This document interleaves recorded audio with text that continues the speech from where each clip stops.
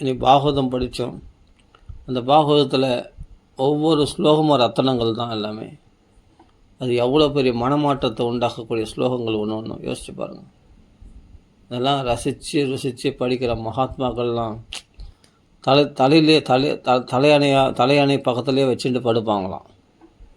மார்பில் அணைச்சுட்டே படுப்பாராம். யார்? ஆலங்குடி பெரியவா இந்த பாகவதத்தை மார்பில் அணைச்சுட்டே படுப்பாராம். ஏன்னா இது பெரிய சொத்தான். இது வைஷ்ணவ தனம், விஷ்ணு பக்தர்களுக்கு பெரிய தனமாக இந்த பாகவதம். ஏன்னா பணத்தை யாருன்னா அபகரிஷம் போயிட்டா அதனால் மாரில் அணைச்சுட்டே இருக்கணும். இப்போது ட்ரெயினில் கூட சங்கிலி கட்டின போட்டியில் அந்த பெட்டி கட்டி அதில் சங்கிலி கட்டின்னு இருக்காங்க இல்லையா? ஏன்? யாருன்னா அதில் பணம் இருக்குது, ஜாக்கிரதையாக பாதுகாப்பாக எடுத்துன்னு போகணும் இல்லையா? அதுக்காக பாதுகாப்பாக கொண்டு போகணுன்றதுக்காக அது மாதிரி அது சங்கிலி மாதிரி கட்டிக்கிறாங்க இல்லையா? அது மாதிரி மகான்கள்லாம் அந்த பாகவத புஸ்தகத்தை இது யார் தூக்கி போக போகிறாங்க? இன்னைக்கு நான் ஒரு தடவை புஸ்தகத்தை பாகவதத்தை வெளியே வச்சுட்டு வந்துட்டேன். வீட்டுக்கு வெளியிலே வச்சுட்டு வந்துட்டேன். ஆனால் பார்த்தா எத்தனையோ பேர் போகிறாங்க வராங்க, அந்த புஸ்தகத்தை திறந்து கூட பார்த்துருப்பாங்க. அதுனா ஒரே ஹிந்தி எழுத்தாக இருக்குது, ஒரே சம்ஸ்கிருத எழுத்தாக இருக்குது, இது யாருக்கு புரியும் அது அப்படின்ட்டு விட்டு போயிடுவாங்க, அவ்வளோதான். ஏன்னா அப்புறம் யோசித்தேன், ஆனால் நம்ம புஸ்தகம் வச்சிட்டோமே அப்படின்னு சொல்லிட்டு உடனே வந்து பார்த்தா புஸ்தகம் அங்கேயே தான் இருக்குது. யாரும் எடுத்து போக மாட்டாங்க. யார் இதை எடுப்பாங்க இந்த புஸ்தகத்தை?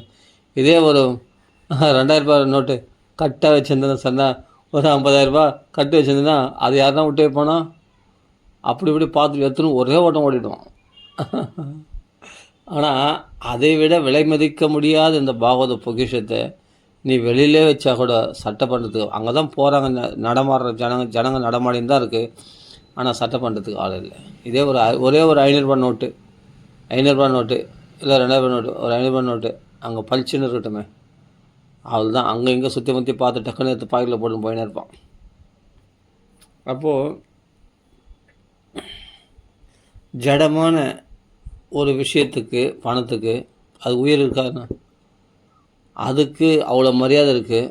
ஆனால் ஜீவனுள்ள வார்த்தைகள் கொண்ட ஸ்ரீமத் பாகவதத்துக்கு அந்த மரியாதை இல்லை. பற்றியா பகவானே இருக்கான். அது மேனிரே பகவத் ரூபம் சாஸ்திரம் பாகவதம் கலு படனாத்து ஸ்ரவணாத்து சத்யோ வைகுண்ட பலதாயகம்.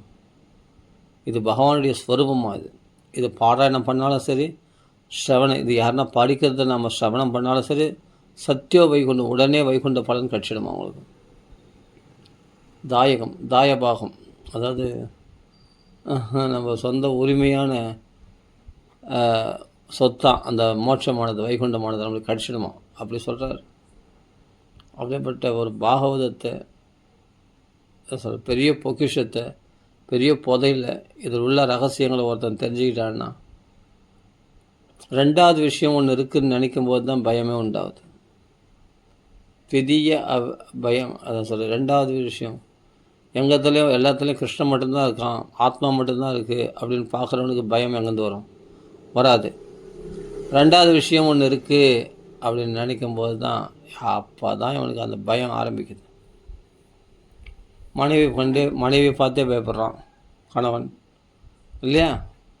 பிள்ளையை பார்த்து அப்பா பயப்படுறாரு, எங்கே மேலே கை வச்சுடணும்னு பயப்படுறாரு ஒரு அப்பா. எல்லாம் பார்க்குறோமே நம்ம தான். அப்போது ஆரம்பத்தில் கல்யாணம் பண்ணிக்கிறாங்க. கல்யாணம் பண்ணிக்கும்போது அழகான மனைவி கல்யாணம் பண்ணிக்கிட்டால் கண்டிப்பாக சில ஆண்களுக்கு சந்தேகம் வரும். சந்தேகம் வந்தோடனே என்ன ஆகும்? மனசு அப்படியே பிழியும். ஏன்னா அந்த பெண்ணை பற்றி முன்ன பெண்ணை தெரியாது, எதுவும் தெரியாது இல்லையா? அந்த பெண்ணை எப்படி, அதோட கேரக்டர் எப்படி அப்படின்னு தெரிஞ்சிக்க முடியாததுனால ஒரு சில பேருக்கு லைட்டாக அந்த சந்தேகம் வரதான் செய்யும் பெண்ணை பற்றி. ஆனாலும் அது போக போக புரிஞ்சுக்கிட்டோம்னே அந்த பழக அந்த பெண்ணுடைய சுபாவத்தை புரிஞ்சுக்கிட்டு அதுக்கப்புறமா ஒரு காம்ப்ரமைஸ்க்கு வருவாங்க. அந்த காம்ப்ரமைஸ் வந்து அந்த கணவன் மனைவி ஒத்துமையாக ஆவாங்க. ஆனாலும் ஈகோ ப்ராப்ளம் ஒன்று இருக்கு இல்லையா? சந்தேகம்னு ஒன்று இருந்தது. ஓகே, அந்த பெண்ணு வந்து ஃபஸ்ட்டு முன்ன பெண்ணு தெரியாது, சரி, அதனால் வந்து அந்த பெண் இடத்துல இவ்வளோ அழகாக இருக்குது, வேறு யார் மாதிரிலாம் நம்மளுக்கு டவுட் ஏற்படும். அப்போ சந்தேகம் ஏற்படும் பெண் இடத்துல. ஏன்னா அழகான பெண்ணை கல்யாணம் பண்ணியிருந்தாவே கண்டிப்பாக சந்தேகம் ஏற்படும். அது நம்ம நிறைய பேரத்தில் நான் பார்த்துருக்கேன், நிறைய ஃபேமிலியில் ஆரம்பத்தில் வரும். ஆரம்பத்தில் லைட்டாக சந்தேகம். ஏன்னா அந்த பெண்ணை பற்றி அவ்வளோ தெரியாது இல்லையா, முன்ன பின்ன தெரியாது.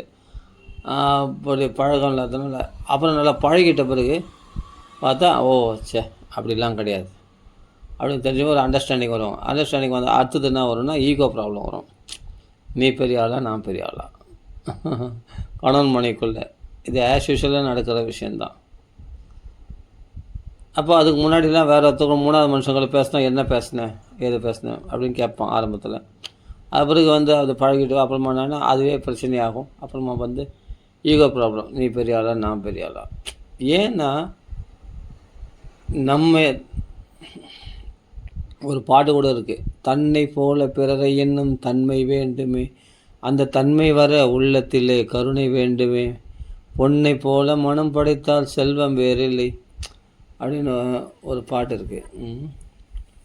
அப்போது தன்னை போல பிறனை நம்ம வந்து ஒருத்தரை மன்னிக்கிறோமோ இல்லை குற்றம் சுமத்துறோமோ ரெண்டுமே அந்த அந்த அந்த இடத்துல நீ இருக்கிறன்னு நினச்சிக்கோ. இதே குற்றம் சுமத்துறியோ இல்லை மன்னிக்கிறியோ அதெல்லாம் அப்புறப்பட்ட பிரச்சனை. ஃபஸ்ட்டு இதே குற்றத்தை நீ செய்திருந்தா, இப்போ நீ உன் மனைவியை இது பண்ணுற திட்டுற, ஓகே, உன் மனைவி குற்றவாளியாக தீர்க்கிற, ஓகே, ஈகோ ப்ராப்ளம் சொல்கிறேன்.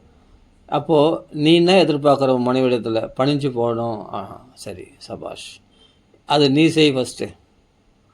இது பைபிளில் ஒரு வார்த்தை இருக்குது, உலகத்தில் நீ எதை எதிர்பார்க்குறாயோ முதல்ல உலகத்தில் நீ செய், அப்போ உலகம் உனக்கு செய்யும், இந்த உலகமானது உனக்கு செய்யும். அதுதான் கிருஷ்ண பரமாத்மா நடைமுறைப்படுத்தி காட்டினார். இயேசு கிறிஸ்து உபதேசம் பண்ணார், கிருஷ்ண பரமாத்மா நடைமுறைப்படுத்தி காட்டினார். என்ன நடைமுறைப்படுத்தினார் அப்படின்னா ராஜசூய வேள்வி. அந்த ராஜசூய வேள்வியில் வந்து முதல் பூஜை யாருக்கு கொடுக்கணும் அப்படின்னு பார்த்தா கிருஷ்ணருக்கு தான் கொடுக்கணும் அப்படின்னு சகாதேவன் சொல்கிறான். சகாதேவன் சகல சாஸ்திரங்களில் கலை கண்டவன் அவன். அப்போ பீஷ்மாச்சாரியரும் அதை ஆமோதிக்கிறார். சபாஷ், கரெக்டு தான், ஆமாம், கிருஷ்ண பரமாத்மா அவருக்கு யார் பூஜை பண்ணுறாங்களோ அப்போ தான் நாம் கொடுக்குற தனமானது பல மடங்காக பெருகும், நம்ம தானம் பண்ணுற தனமானது பல மடங்காக பெருகுமா. யார்? கிருஷ்ணனை வழிபடுறவங்களுக்கு, கிருஷ்ண பக்தர்களுக்கு, கிருஷ்ண பக்திக்காக செலவு பண்ணால் அது பல மடங்காக பெருகுமா நமக்கு. அது சொல்கிறாருங்க. அப்படி இருக்கும்போது பீஷ்மாச்சாரியர் சகாதேவனும் சொல்கிறாரு. சகாதேவன் சகல சாஸ்திரம் இல்லை. அப்போது சிசுபாலன் எழுந்திருக்கான். சின்ன பசங்களெலாம் பேச விட்டு பெரியவங்களாம் கூட சேர்ந்து ஆமாம் போடுறாங்க. யார்? பீஷ்மாச்சாரியர்லாம் சகாதேவன் பேச்சு கேட்டு ஆமோதிக்கிறாரு. அப்படின்னு சொன்னோடனே பீஷ்மருக்கு கோவம் வந்துடுச்சு, பேசுகிறாரு, திட்டுறாரு. பீமனுக்கும் கோவம் வந்துடுச்சு, தாத்தாவே திட்டானேன்னு சொல்லிட்டு பீமனுக்கு கோவம் வந்துடுச்சு. எல்லாமே அந்த சபையில். அப்போ எல்லாரையும் கையை அமர்த்தி கிருஷ்ண பரமாத்மா சக்கராயுதத்தினால் அவனை வதம் பண்ணி சிசுபாலனை தன் திருவள்ளில் சேர்த்துருக்காரு. அப்போது எதுக்குன்னா அவன் ஜெய விஜயர் வைகுண்டவாசி. அவன் சாபத்தினால அசுரனாக பிறந்தான், மனுஷனாக பிறந்தான். மறுபடியும் வைகுண்டத்தை அடைந்து விட்டான் சிசுபாலன். அது இருக்கட்டும். இப்போ நம்ம முக்கியமான எந்த விஷயத்தை நம்ம சொல்ல வந்தோம்? முதல் பூஜை கிருஷ்ணருக்கு முதல் பூஜைன்னு சொன்ன உடனே சரி, சகாதேவன் சொல்கிறான், பீஷ்மர் சொல்கிறார், துரோணாச்சாரியர் சொல்கிறார், கிருபாச்சாரியர் சொல்கிறார், எல்லாம் ஓகே, எல்லாமே சம்மதிக்கிறாங்க, பெரியவங்களாம் சம்மதிக்கிறாங்க. கிருஷ்ணர் தான் பரமாத்மா, அவருக்கு தான் முதல் பூஜை கொடுக்கணும். சரி, அந்த கிருஷ்ணங்கன்னு தேடுறாங்க. கிருஷ்ணங்கன்னு தேடினா போனால் வாசலில் வரவங்களுடைய பாதங்களை கழுவிண்டு இருக்கார், பாதத்தாளம்பிண்டு இருக்கார். அப்போ எல்லாம் ஆச்சரியப்படுறாங்க, என்னடா இது, பரமாத்மான்றோம், பகவான்றோம், நான் பகவானாக இருக்கிறதுக்கு நான் ஃபஸ்ட்டு எல்லோரையும் நான் பகவானாக நினைக்கணும், அப்புறம் தான் நான் பகவானாக ஆக முடியும் அப்படின்னு சொல்கிறார் இல்லையா. ஊஞ்சலை எவ்வளோக்கு பெண்ணுக்கு தள்ளுறமோ அவ்வளோக்கு முன்னாடி போவோம் இல்லையா.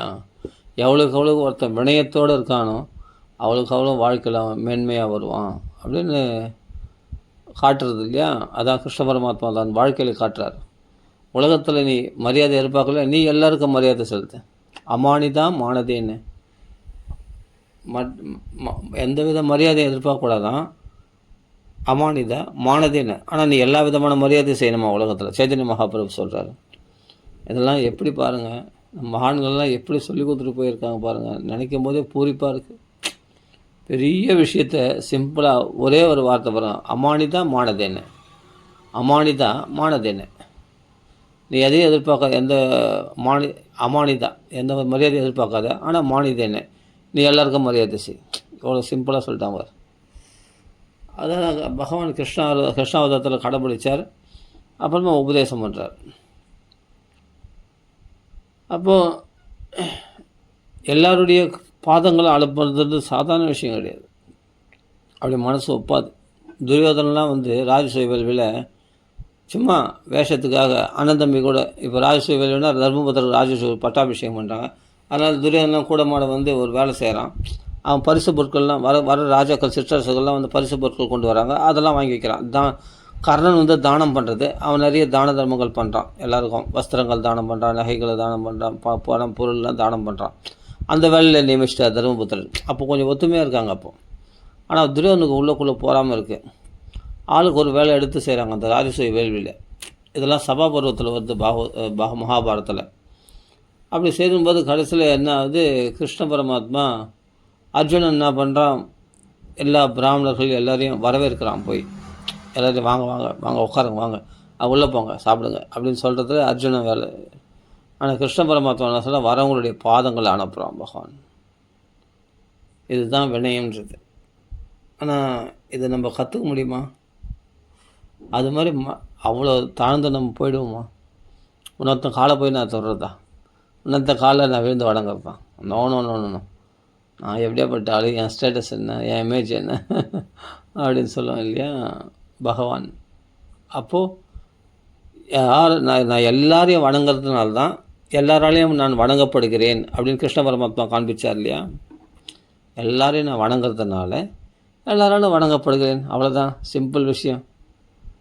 அதுதான் பகவான். அப்புறமா அக்கர பூஜைனா முதல் பூஜை யாருன்னா கிருஷ்ணருக்கு தான் பண்ணுறாங்க. அப்போ தான் இவன் கொக்கரிச்சான் சிவசுபாலன், அவனை வதம் பண்ணார். பகவானாக பிரகாசிக்கிறார். மார்பில் வந்து பிருகு மகரிஷி மார்பில் வதிக்கிறாரு விஷ்ணுவை.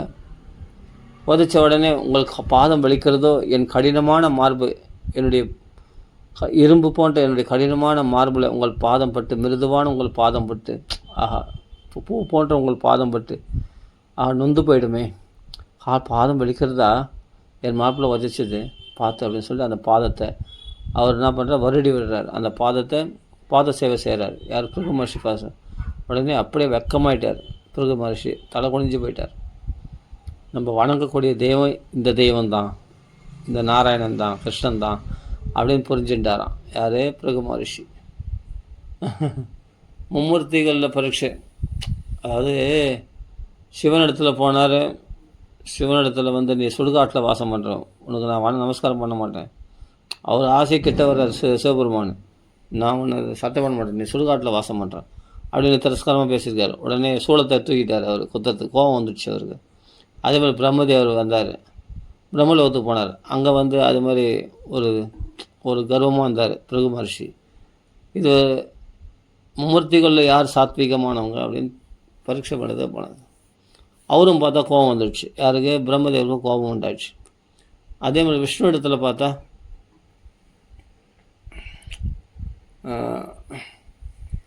அங்கே வந்து என்னென்னா வாக்கால் சிவபெருமானை திட்டினார்.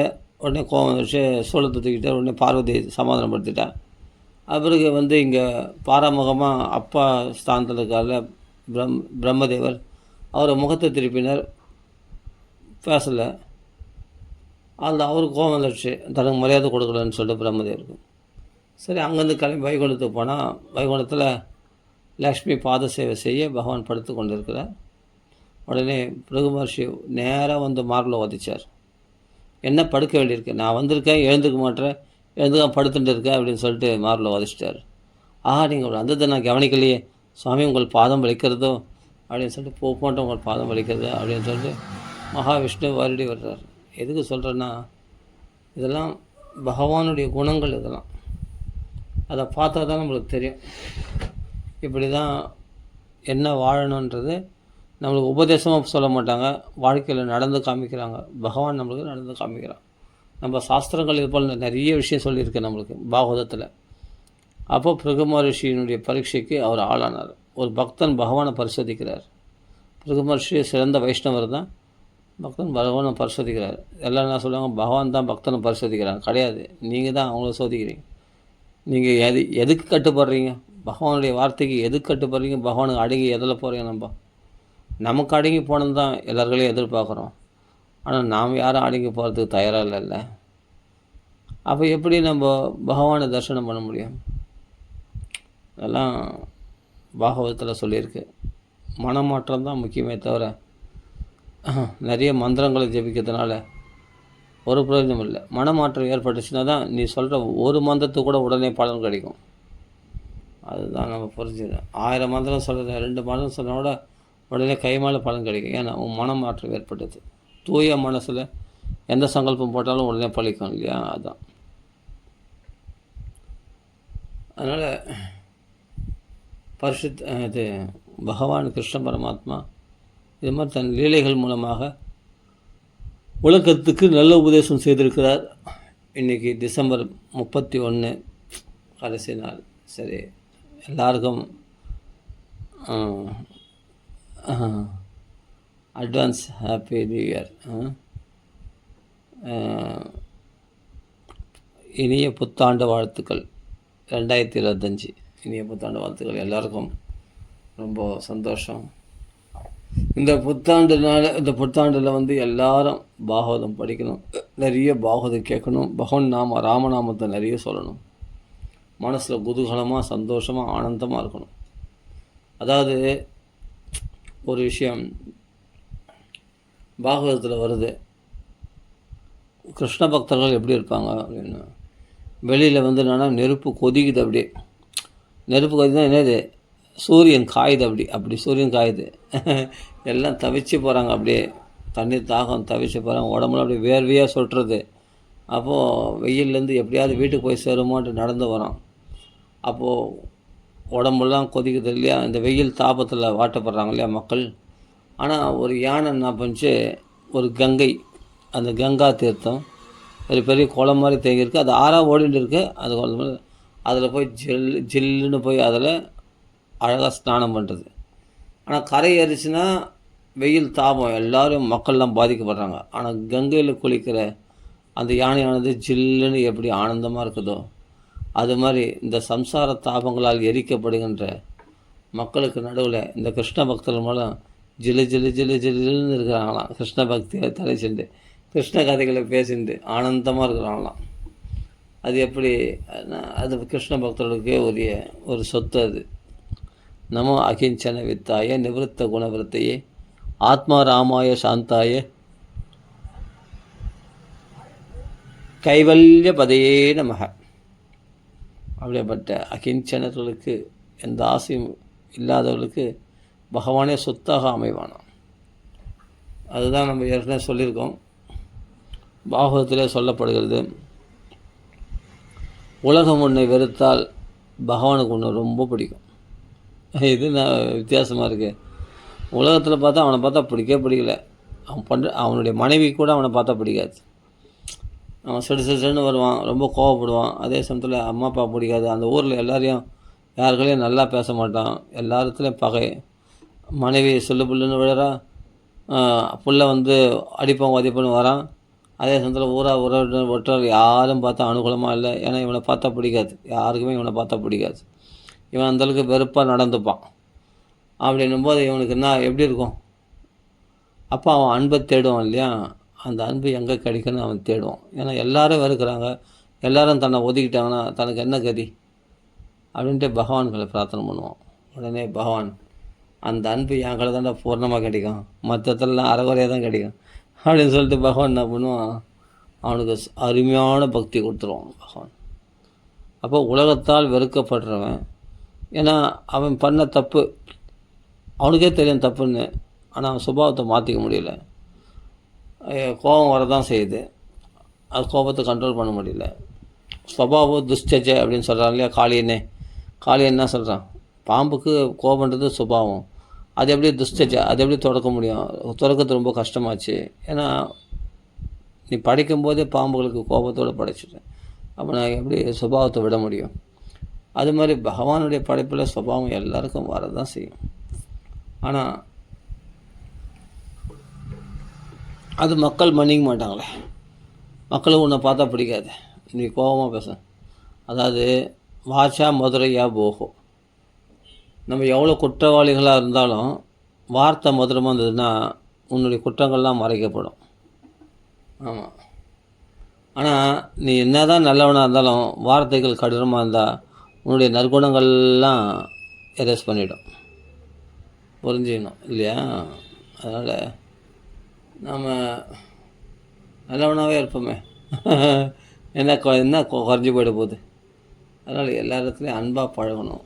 அன்பாக பழகலனாலும் பரவாயில்ல, பகவானுக்கு ஒன்று ரொம்ப பிடிக்கும். இப்போ நீ தொழிலில் லாஸு, எதில் போனாலும் ஃபெயிலரு.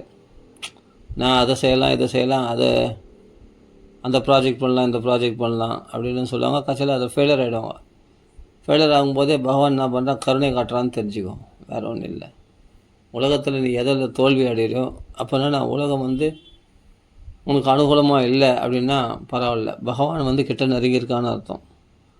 அந்த துன்பமான நேரத்தில், சோதனை காலத்தில் நம்ம கிருஷ்ணத்தில் வந்துட்டோம்னா நம்ம பழிச்சோம். ஆனால் அந்த சமயத்தில் அந்த சோதனைகளை நான் கடந்து நான் என்ன பண்ணுவேன், மறுபடியும் அதே ஆசையில் தான் விழுவேன். அதை எப்படியாவது நான் ஜெயிச்சு காமிப்பேன். அப்படி மறுபடியும் போராடி நம்ம அடிபட்டால் கூட கடைசியில் அல்ப சந்தோஷம். நீ அதில் போராடி ஜெயிச்சுடுவேன். ஏன்னா நீ பிடிவாதம் பண்ணுறிய பகவானிடத்தில். ஏன்னா எனக்கு லோக சௌக்கியம்தான் வேணும் அப்படின்னு. உனக்கு சில விஷயங்களில் தோல்வி கொடுத்தேன், லோக விஷயங்களில். அதை புரிஞ்சுக்கிட்டு நீ எங்களை வந்துடும்னு நினச்சேன். ஆனால் நீ என்னன்னா அதை புரிஞ்சுக்கிட்டு வர மாதிரி தெரியல. அது தோல்வி அடைஞ்சதை எப்படியாவது விட்டதை பிடிக்கணும் அப்படின்னு சொல்லிட்டு மறுபடியும் அதிக பிரயாசப்பட்டு எப்படியாவது சம்பாதிக்கணும் முயற்சி பண்ணும்போது, பிடிவாதம் பண்ணும்போது பகவான் விட்டுருவான். சரி போ, அடிபட்டு வா அப்படின்னு சொல்லிட்டு மறுபடியும் பகவான் நினைச்சானா, நீ பகவானை கும்பிட்டுன்னு இருக்கும்போது உனக்கு எப்படி தோல்வி ஏற்படும் லோக விஷயங்களில்?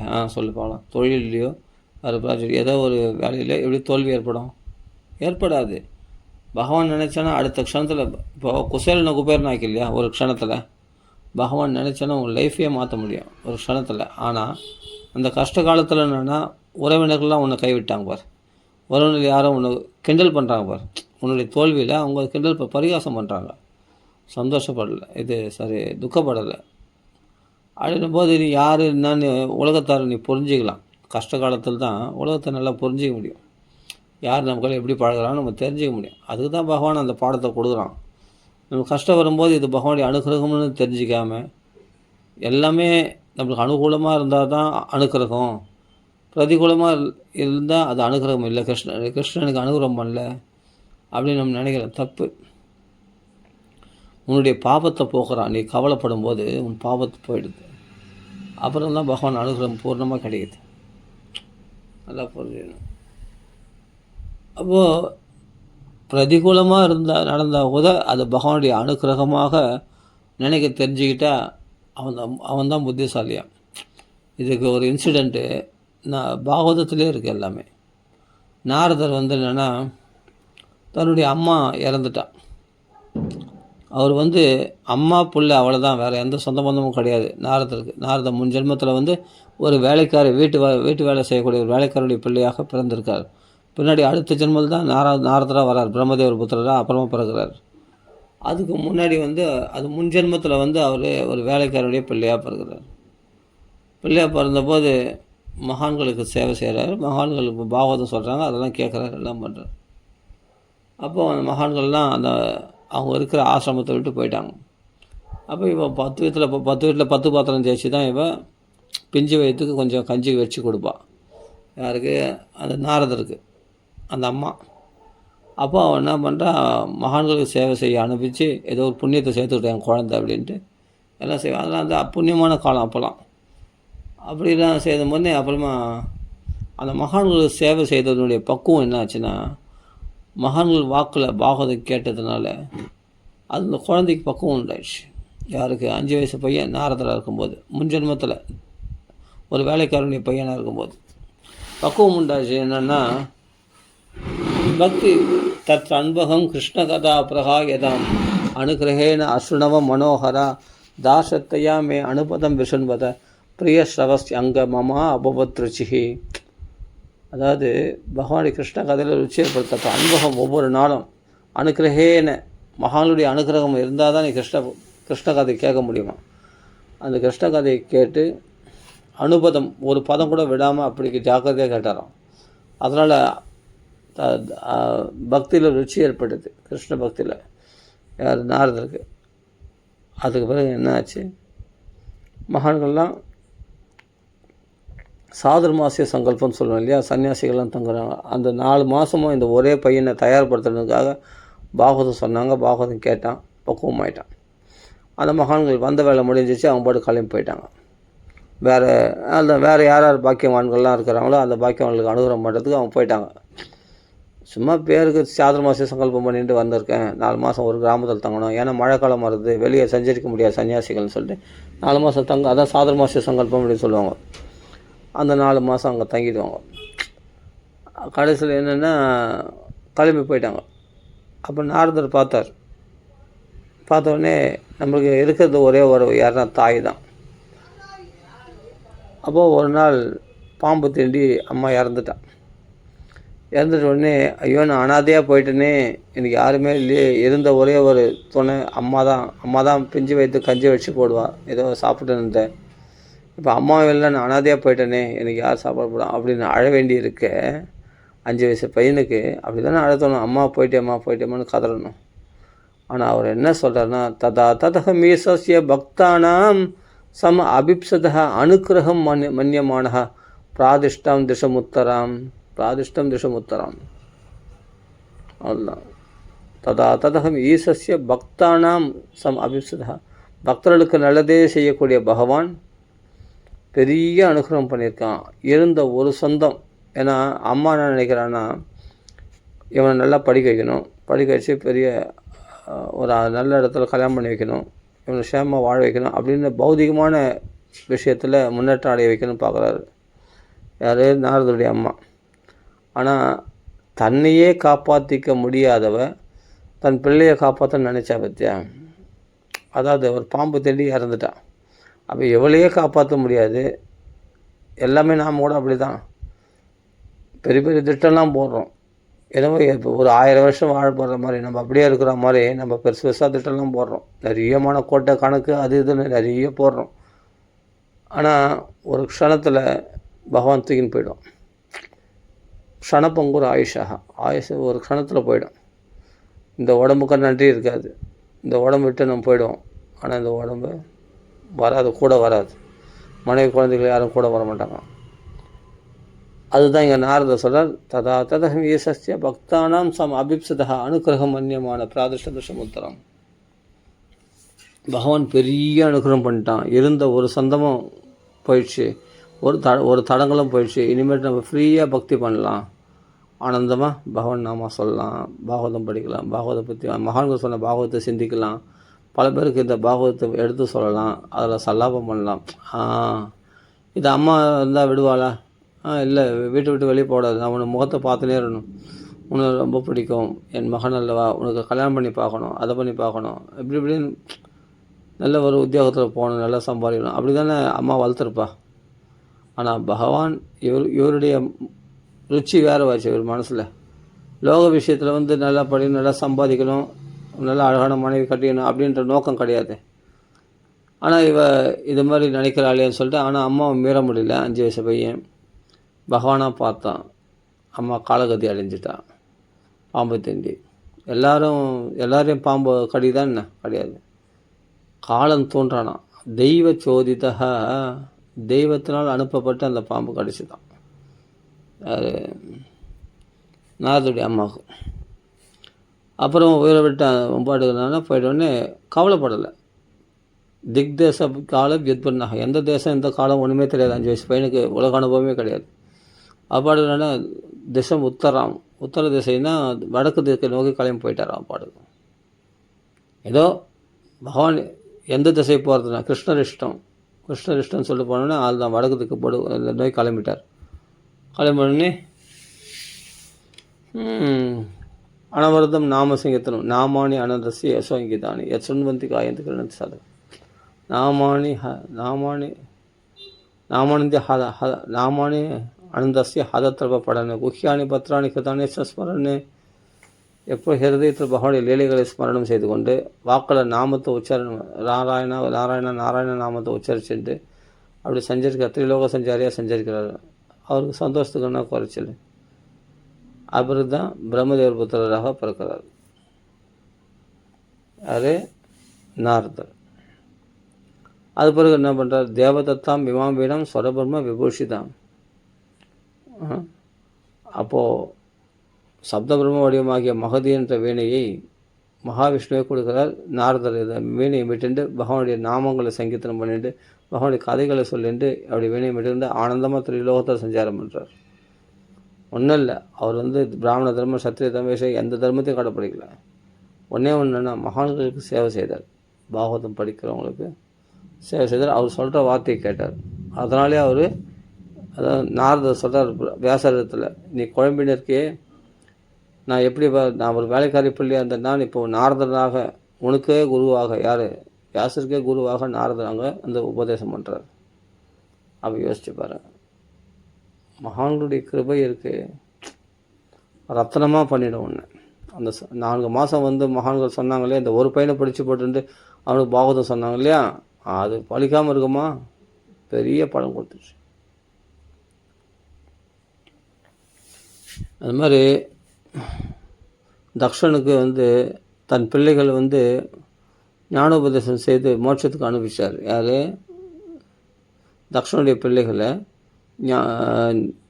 ஞானோபதேசம் செய்து மோட்சத்துக்கு அனுப்பிச்சிட்டார். யார்? பகவான் நாரதர். ஆனால் நாரதர் இடத்துல கோபம் அதிகம் தக்ஷனுக்கு. ஏன்னா என் குழந்தைக்கு இல்லைன்னா தவம் பண்ண அனுப்பிச்சு தவம் பண்ணி பகவான் அனுக்கிரகம் பெற்றுக்கொண்டு இல்லறத்தில் பிரவேசிக்க செய்யணும் அப்படின்னு நினச்சேன் நான். ஆனால் ஒரு சன்னியாச மார்க்கத்தை உபதேசம் பண்ணி எல்லோரும் சன்னியாசிகள் ஆகிட்டாரே அப்படின்னு கோபம் யாருக்கு? தக்ஷனுக்கு.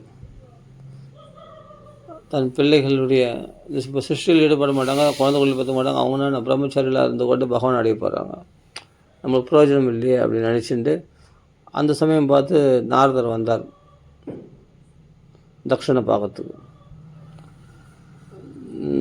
சிருஷ்டி விருத்தி ஆகாதுன்னு கவலைப்பட்டு இருக்கும்போது தக்ஷன் வந்தோடனே தக்ஷன் பார்த்தா நாரதரை பார்த்தோடனே நாரதரை திட்டார் தக்ஷன். நீ என்னம்மா என் பிள்ளைகளுக்கு பிச்சைக்கார மார்க்கத்தை காமிச்சு கொடுத்துருக்க, அதனால் சன்னியாச மார்க்கத்தை அது அப்படி சொல்கிறான், பிக்ஷு மார்க்கத்தை காட்டி கொடுத்துருக்கு, ஞானம் யோகம் அதெல்லாம் எதுக்கு? இல்லறத்தில் கணவன் மனைவியோட சந்தோஷமாக இருக்குது, குடும்பம் அவங்களுக்கு கலகலப்பாக இருக்குதானே சந்தோஷம் அப்படின்னு சொல்கிறார். யார்? தக்ஷன் சொல்கிறான், என் பிள்ளைகளுக்கு நீ மோட்ச மார்க்கத்தை காட்டி கொடுத்துட்டேன்னு சொல்லிட்டு கோவப்படுறான். அதனால் நீ நின்ன இடத்துல நிற்காமல் எப்பொழுதும் சஞ்சரித்து கொண்டே இருன்னு சாபம் கொடுத்துட்டான் தக்ஷன். அந்த சாபத்தை அனுகிரகமாக ஆமோதிச்சிருந்தார். யார்? முனிவர், நாரத முனிவர். எது சொல்ல வரேன்னா, அந்த பொறுமையை எப்படி கடக்க முடியும்ன்றது, இப்போ இவருக்கும் சாபம் கொடுக்கறதுக்கான சக்தி இருக்குது. யார்? ஆனால் அப்படி பண்ணல. மகான்களுடைய குணமே அதான், அவர்கள் தன்னை நிந்திச்சா கூட அதை அக்செப்ட் பண்ணிப்பாங்க, ஏற்றுப்பாங்க. அப்படி தக்ஷனும் பிரதி சாபம் கொடுக்கணும்னு நினச்சாக்கூட கொடுக்க மாட்டேன்ட்டார். கொடுக்க மாட்டேன், நீ எனக்கு சாபம் கொடு, ஒரு இடத்துல நின்னத்தில் நிற்காமல் சஞ்சரிச்சு நீ என்ன சாபம் கொடு, பரவாயில்ல, நான் அதை ஏற்றுக்கிறேன், ஆனால் உனக்கு பதில் நான் செய்ய மாட்டேன். உனக்கு பதில் செய்தேன்னா நான் பாகவதன் இல்லை, பகவத் பக்தி பண்ணாதவன். அதுதான் மகான்கள் இதெல்லாம் தன் வாழ்க்கையில் நடத்தி காட்டுறாங்க. அதெல்லாம் பாகவதம் பூரா நினைஞ்சிருக்கு. சப்தத்வீபத்துக்கும் அதிபதி அம்பரீஷன்.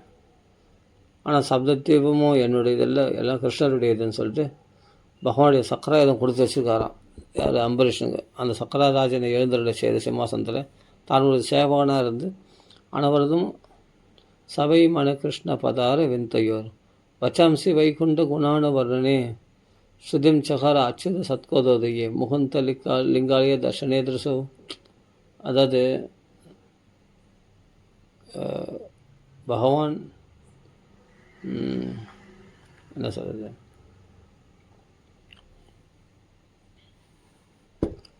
அச்சுத சப்தது, அதாவது அம்பரீஷன் சப்தத்தீபத்துக்கு அதிபதி. அதெல்லாம் லோஷ்டவஸ்படுத்தும், அதெல்லாம் மண்ணாங்கட்டி சம்மாது. சப்தத்தீபம் மண்ணு தாண்டா, மண்ணுக்கு அதிபதினு சொல்கிறது ஒரு பெருமையா அப்படின்ட்டு உதாசீனப்படுத்திட்டாராம். அப்படின்னா பகவான் தன்னுடைய புகழ் கேட்க மாட்டாராம். ஆனால் பகவானுடைய புகழ் யாருன்னா பாடினாங்கன்னா ஆனந்தமாக உட்காந்து ரசித்து கேட்பாராம். அப்போ எந்த அளவுக்கு பக்குவமாயிட்டா இருப்பாங்க. சரி.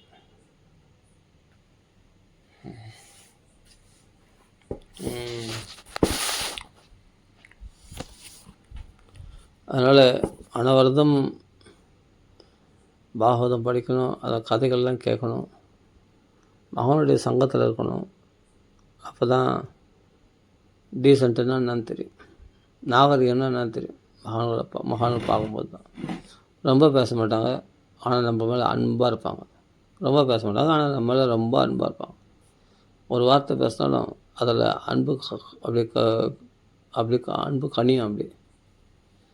அப்படிப்பட்ட மகாத்மாக்களோட வாழ்ந்திருக்கேன். நான் பார்த்துருக்கேன்னு கூட சொல்லக்கூடாது, அவங்க கூட சேர்ந்து வாழ்ந்திருக்கேன். அதான் பெரும் பாக்கியம். சரி, எவ்வளோ தான் நம்ம மகாத்மாக்களை பேசுகிறோமோ அவ்வளோக்கு அவ்வளோ நமக்கு அவர்கள் ஆசைப்பட்ட அந்த விஷயத்தில் மும்முரமாக நம்ம ஈடுபடுவோம், மகான்கள் செய்யக்கூடிய விஷயத்த. சரி, ஓகே. ராம ராம ராம.